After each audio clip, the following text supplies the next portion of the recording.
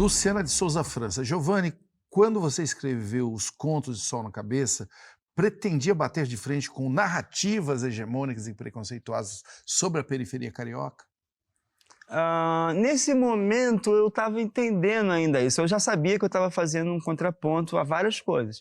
Por exemplo, a questão da descrição dos personagens em relação à cor da pele.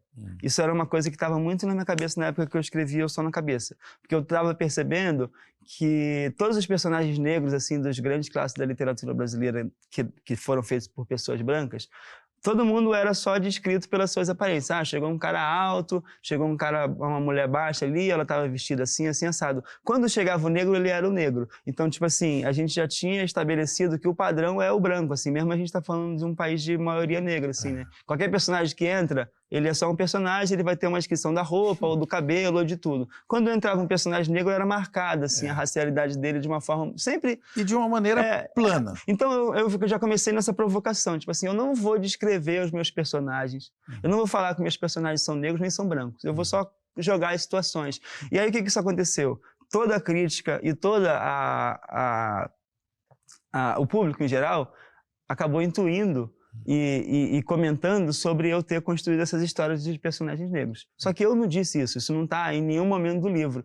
Então o que eu estou fazendo, o que eu provoco nesse movimento? Vocês estão assumindo aqui junto comigo, enquanto leitores, enquanto crítica, enquanto público, de que esse tipo de situação são as situações comuns da população negra, assim. E isso já colocava em xeque essa ideia de democracia racial, né? De que, tipo assim, é mais uma questão de classe, é mais uma questão de... aqui no Brasil não existe esse tipo de discriminação. Mas quando você lê o conto Rolezinho e imagina todos os personagens negros, é porque você sabe que personagens brancos não passariam por aquela situação. Não seriam... Jovens brancos de 15, 16 anos não seriam discriminados daquela forma.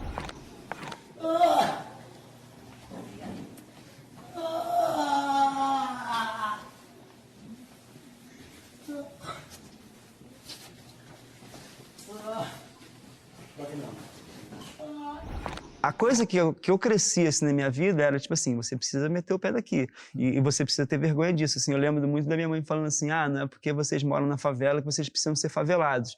Isso era um tipo de ensinamento que a gente tinha na família para tentar se afastar o máximo possível dessa realidade e buscar uma outra coisa. Assim. Então eu sinto que a minha geração, muita da gente crescemos com lidando com essa pressão e com essa imposição de uma vergonha, assim, né? Então, a pessoa mora na Vila Aliança, em Bangu, aí quando ela vai numa entrevista de emprego, ou ela vai conhecer uma pessoa de fora, ela fala, ela mora em Bangu. Ela não vai falar que mora na vila. Enfim, esse tipo de vergonha mesmo, de uma identidade e a vergonha de ser pobre, a vergonha de não ter acesso e tal. Sinto que eu fui muito criado nessa lógica. E nesse momento, assim, pouco antes do Sol na Cabeça, eu tinha participado da FLUP e eu estava invertendo muito isso, assim. Estava conseguindo encontrar... não sem romantizar, mas entendendo que eu podia gostar de coisas ali dentro. Que ali tinha um valor. Que tinha valores e que aquelas histórias podiam ser contadas, geravam interesse, eram importantes, que aquela linguagem que a gente falava era interessante esteticamente.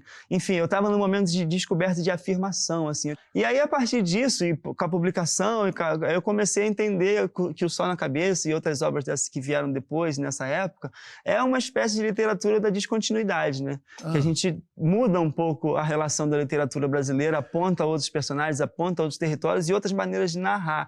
E eu acho que hoje em dia, assim, depois de ter passado do Sol na Cabeça para o Via Ápia, eu acho que eu consigo entender que eu não estou fazendo nada novo, assim. Só estou fazendo... a gente só está conseguindo alcançar uma nova mídia, porque a tradição oral afro-brasileira é muito forte, né? E aí passa pela música, vai passar pelos griots, vai passar pelo candomblé, pela umbanda, e agora a gente está tendo acesso à literatura, a gente está tendo acesso ao cinema, né? Com o pessoal da filme de plástico. É como uma atualização de aplicativo. Exatamente. Mim, né?